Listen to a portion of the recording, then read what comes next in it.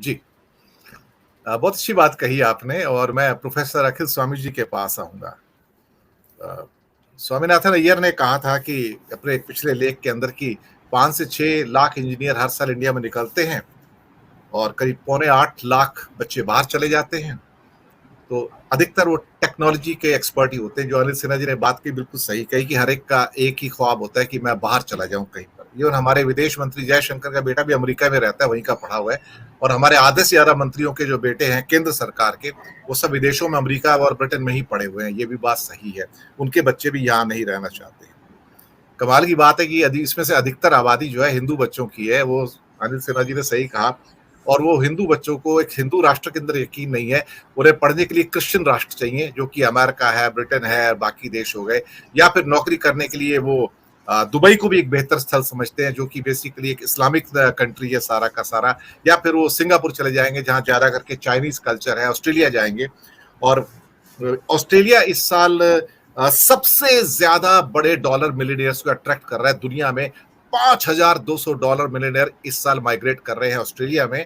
और उसके अगला नंबर सिंगापुर का है 4,500 का। और फिर दुबई का कुछ 4,000 कुछ वहां पर माइग्रेट करने जा रहे हैं। भारतीयों ने पिछले साल, दिल थाम कर बैठिए, दुबई में 32,000 करोड़ की प्रॉपर्टी खरीदी है। लंदन के अंदर भारतीयों ने एक साल के अंदर 1 बिलियन पाउंड स्टर्लिंग की प्रॉपर्टी खरीदी है, विच इज, आप समझ सकते हो कि ऑलमोस्ट 10,000 करोड़ के आसपास हो जाती है। ये हमारे हालात हैं स्वामी जी, कि भारत के अंदर हमारे सो कॉल्ड, हमारे अपने बच्चों का विश्वास नहीं है।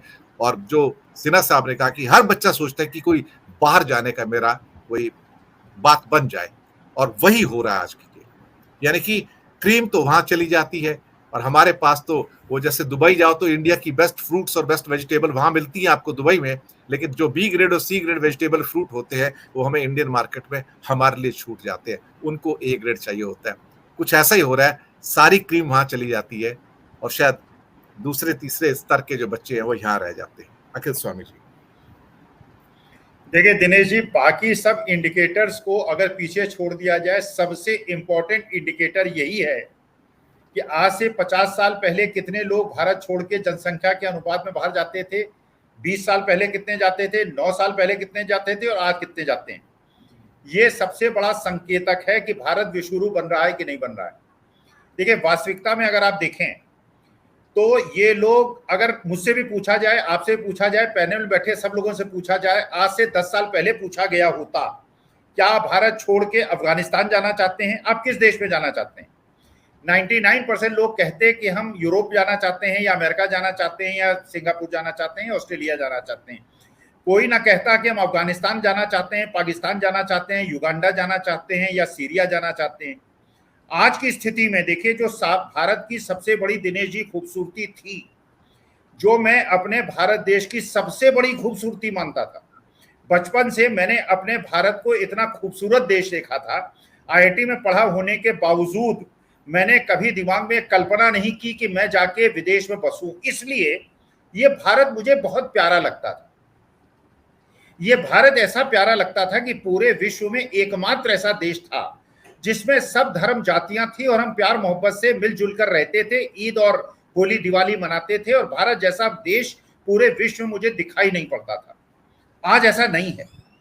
आज अगर मुझसे पूछा जाए, और अगर देखिए आपने कहा कुछ लोगों के पास विकल्प है, कुछ के पास विकल्प नहीं है, क्योंकि बुढ़ापा आ गया है, संध्या काल है, तो अब तो वो प्रश्न नहीं उठता। लेकिन आज की तारीख में मुझे ऐसा लगता है कि ये भारतवर्ष वैसा भारतवर्ष बन रहा है जैसा पाकिस्तान और अफगानिस्तान है, जैसा युगांडा है, जैसे जो धर्म के विद्वेष फैलाने वाले देश हैं। मेरा भारत, मेरा प्यारा भारतवर्ष उस तरह से ट्रांसफॉर्म हो रहा है। आप फ्रिज के अंदर, सर सोमालिया की पार्लियामेंट तो हमने कॉपी कर ली है सर। सोमालिया बनने जा रहे हैं क्या? नहीं, अब सोमालिया, लेकिन लिंचिंग किस देश में होती है मुझे नहीं पता। मुझे ये नहीं पता कि 50 लाख लोग पैदल दिल्ली से, गाजियाबाद से, हैदराबाद से, बेंगलोर से पैदल 1500 2,000 किलोमीटर साइकिल से और पैदल चलें, अपने बच्चे को अटैची के ऊपर लाद के मां खींचे, एक बेटी अपने पिता को साइकिल में लाद के बिहार 1500 किलोमीटर जाए। ये मैंने किसी विश्व के पिछड़े पिछड़े देश में भी नहीं देखा दिनेश। सर अनम्यूट सर आप म्यूट हो गए हैं। विश्व के किसी भी देश में मैंने नहीं देखा कि जहां नोटबंदी करके लाखों लोगों को नोट बैंकों की लाइन में लगा दिया गया। ये विश्व के किसी देश में मैंने नहीं देखा, चाहे गोदी मीडिया ने भी नहीं दिखाया, कि पाकिस्तान में या लंका में या नेपाल के अंदर ऑक्सीजन का सिलेंडर 20-20 गुने दाम पे बिक रहा था। दवाइयां जो है 100-100 गुने दाम पे नकली दवाइयां मिल रही थी। मैंने नहीं देखा कि मेरे सनातनी देश में, जहां पे चिता का अंतिम संस्कार माना जाता है वरना उसकी लाइफ अपूर्ण रह जाती है, वो दैत्य योनि में चला आता है, वहां हिंदुओं ने अपने रेत के अंदर शवों को गाड़ा था। ये मैंने विश्व के किसी देश में नहीं देखा।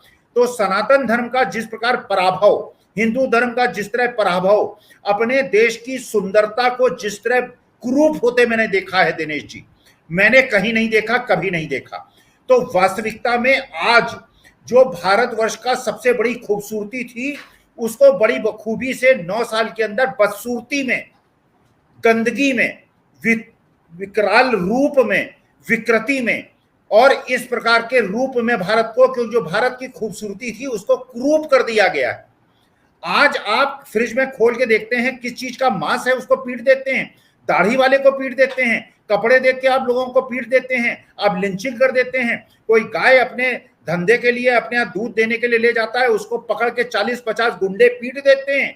आप लोगों को पकड़ के जय श्री राम कहलाते हैं। मैं अगर अमेरिका जाऊंगा या यूरोप जाऊंगा या मुस्लिम देशों में जाऊंगा, अगर वो मुझसे अल्लाह अकबर कहलाने लगेंगे, मेरे हिंदू मानस पे क्या अंतर पड़ेगा? मैं 10 रात सो नहीं पाऊंगा दिनेश जी, क्योंकि मैं हिंदू हूं, मेरी रग में हिंदू धर्म सनातन धर्म है। अगर कोई मुझसे जबरदस्ती अल्लाह अकबर बनाएगा और मेरी गर्दन पे तलवार रख देगा तो मुझे बोलना पड़ेगा, लेकिन मैं 10 दिन सो नहीं पाऊंगा। आप किस प्रकार का हिंदुस्तान बनाना चाहते हैं? आपने किस प्रकार का हिंदुस्तान बना दिया है, इसलिए लोग छोड़ के हिंदुस्तान जा रहे हैं, क्योंकि हिंदुस्तान की खूबसूरती को बड़ी खूबसूरती से आपने बदसूरती में बदल दिया है।